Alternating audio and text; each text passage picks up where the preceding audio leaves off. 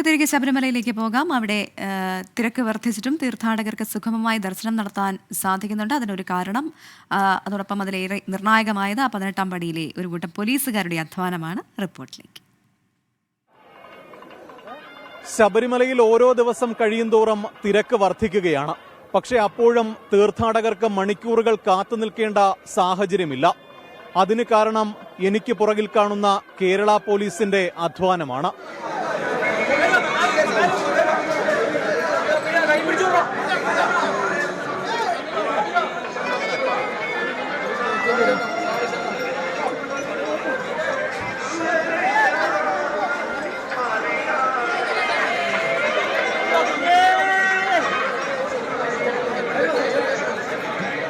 സന്നിധാനത്തെ തീർത്ഥാടക തിരക്ക് ഒഴിവാക്കുന്നതിൽ ഈ അധ്വാനത്തിന് നിർണായക പങ്കുണ്ട്. 45 പോലീസുകാരെയാണ് 18ാം പടിയിൽ ഭക്തരെ പടിചവിട്ടാൻ സഹായിക്കുന്നതിനായി നിയോഗിച്ചിട്ടുള്ളത്. ഓരോ 15 മിനിറ്റിലും ഇവർ മാറിക്കൊണ്ടിരിക്കും. മുൻ വർഷങ്ങളിൽ ഇത് 20 മിനിറ്റായിരുന്നു. കൂടാതെ പടി ഡ്യൂട്ടി ചെയ്യുന്ന പോലീസുകാരുടെ ആയാസം ഒഴിവാക്കുന്നതിനായി പടിയിൽ ലാഡർ സംവിധാനവും ഏർപ്പെടുത്തി. മുൻപ് ഒരു കൈ വടത്തിൽ പിടിച്ചുകൊണ്ടായിരുന്നു പോലീസുകാർ അയ്യപ്പന്മാരെ സഹായിച്ചിരുന്നത്.